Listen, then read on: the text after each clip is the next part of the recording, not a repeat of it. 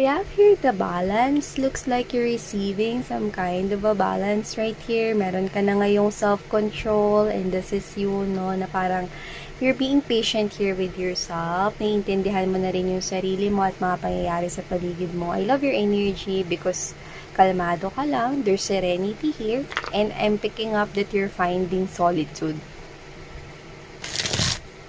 Okay, maganda yung nakukuha ko sa energy mo rito, babe.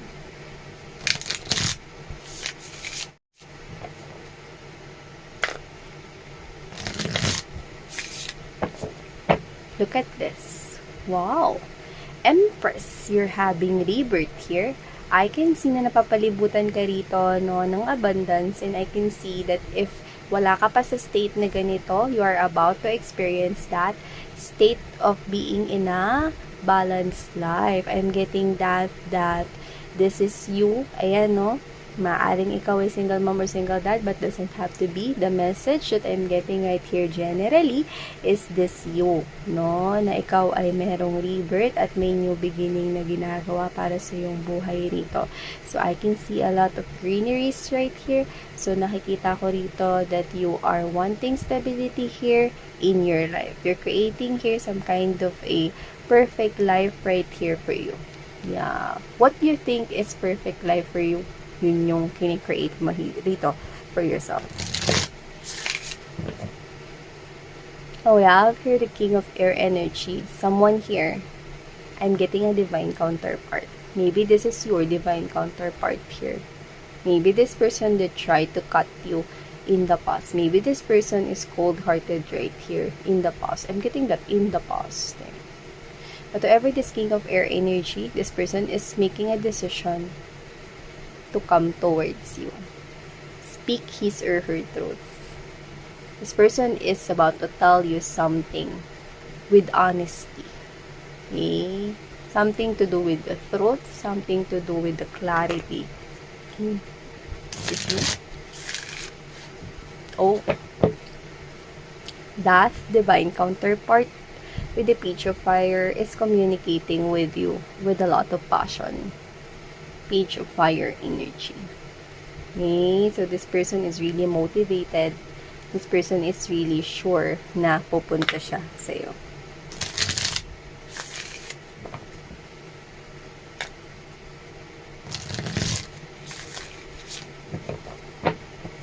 Let's see what's happening here. Collective.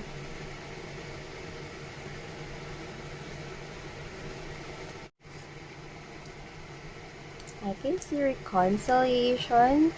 That's the first thing na sumagi sa aking isipan upon seeing this Three of Water energy. Nine of Water energy looks like you've manifested this reconciliation right here. Let's keep moving because I'm getting parang na-manifest mo tong reconciliation na to. Pero yung vibe na nakukuha ko is parang teka, parang di naman ako masaya. Parang hindi ko naman nararamdaman yung saya mo to the full extent na na-manifest mo itong reconciliation na to. So, let's keep moving. Okay? So, we have here the Five of Air. Exactly. You're being strategic about this. You're thinking heavily about this. You're analyzing this, assessing this reconciliation here. Yeah? Five of Fire energy, I'm seeing you like this. I think instead of being happy about this reconciliation, you're annoyed. Diba? Sabi ko sa inyo, Seven of Fire energy. You're defensive about this. Yan, no? So, kagaya ng pagdepensa ng gilas. No. Nakikita ko rito, you're defensive about this. See? So, yan. Oh, I see. A lot of five. Ang dami nang nagbago sa'yo, honey. Ang dami nang nagbago sa'yo rito, babe. Nakita ko dito. A lot of five. Sabi na. You want stability. You're not confused anymore. Alam mo na kung saan ka pupunta. You're not on the crossroads anymore. Okay? At dito mo gustong pumunta. Ace of Earth energy. At yung iba, masaya na kayo. Ngiting tagumpay na kayo rito, no? Parang nagsisimula na kayo ulit rito mabuhay on your own. Others of you, you could be living in a country wherein there's autumn season, but doesn't have to be applicable to all. But I can see you starting here, okay? So, nakikita ko rito, no, with that book, no? This kid looks like a nerd here, no? Pero this is someone here na mas naging matalino, mas naging, mas naging maganda at plakado ang mga nagiging desisyon ninyo sa buhay. Okay? And just like this kid, I'm seeing someone here, no, na para kayo ritong feeling na nagka-rebirth rito at alam mo yung mga bata, no, sila yung mga pag masaya talaga eh, 'di ba? So, nakikita ko rito, no, na itong butterfly na to is a symbol of changes. Marami nang nagbago sa'yo rito. A change in the wind. Yan na nakita ko sa mga nagliliparang dahon dito. Okay? And with the Ace of Earth, it's a beautiful message because you're starting here stable. So, wow, you're renewing here your life. A lot of endings, a lot of reflections. Ang dami mong natutunan dito. Nag-self-evaluation ka. See? Rebirth. That's what I'm talking about. Diba? Kakasabi lang natin na rito, mga mahal. So, bago natin simulan ng reading ninyo, reminders na hindi ito for everybody, so just pick up the messages you think ay para sa'yo. At kung feel mo na ang reading na to ay para sa'yo, then this reading might be really for you. Your life is balancing right here, collective. Okay, so bago natin simulan nito, hi and hello sa ating mga new subscribers. By the way, my name is Yan. Thank you so much po. Welcome kayo dito sa aming community, mga lore na kami rito. At mga marites. Tara, hawa-hawa na tayo dito. So, yun nga, sa mga returning subscribers, huwag na kayo magmalinis mga may loves, no? Iisa rito ang hulma ng ating bituka. Alamin natin ang mga kaganapan, no, for you guys. So, yun nga, natin gender dito at timeless ito. So, I can see na minsan man ang hinangad at winish itong reconciliation na ito. Reconciliation of coming back together with your ex or with someone, okay? So, whoever that individual is, winish mo yan with that, 'di ba? Na parang, ito yung gusto ko, sana bumalik siya sa akin. Yeah, this is you.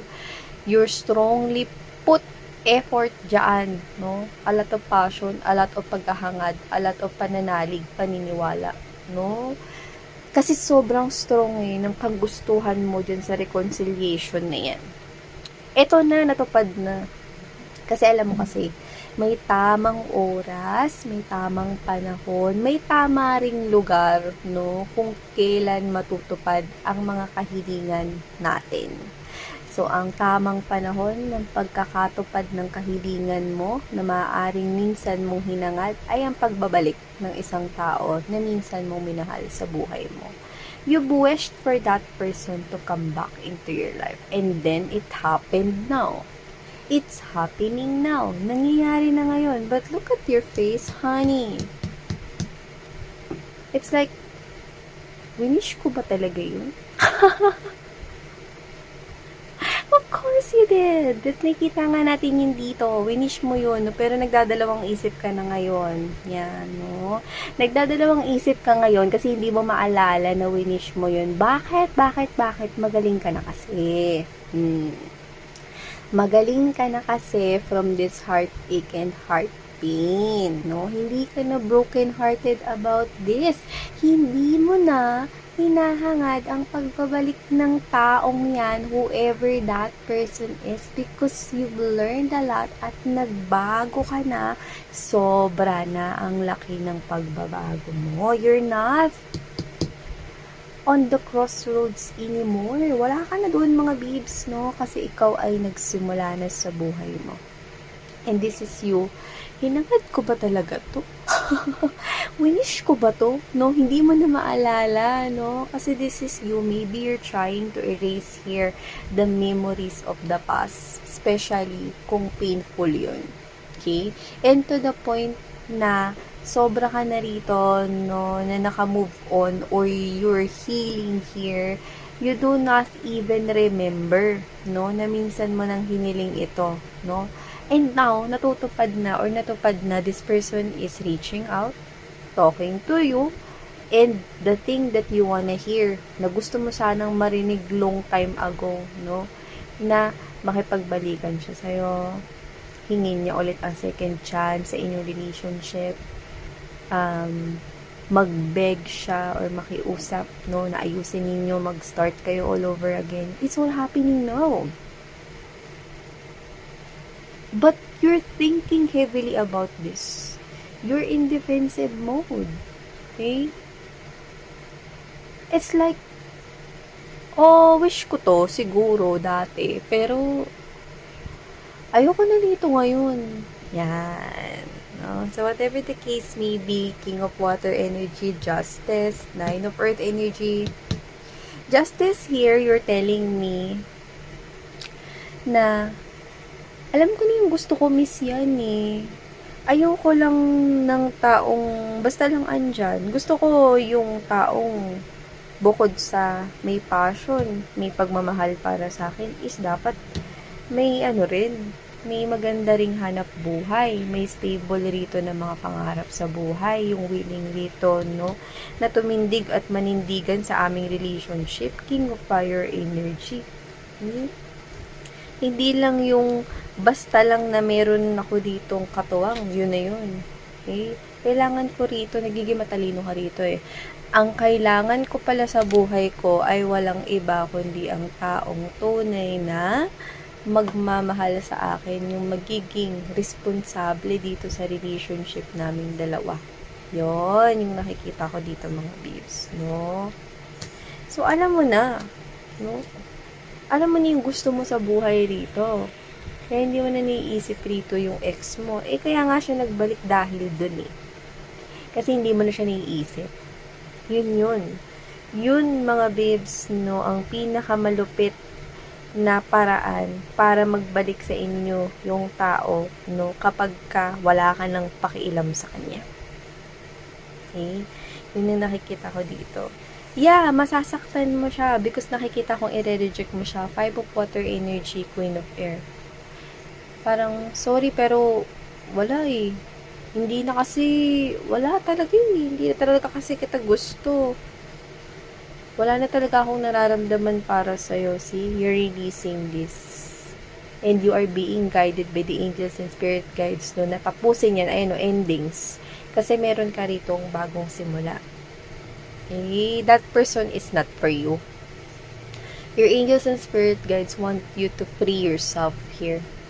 See, Phoenix is the symbol as well of change, just like the butterfly. And also, you do have here butterflies. A lot of changes here happen to that person. Natuto yung tao na yun.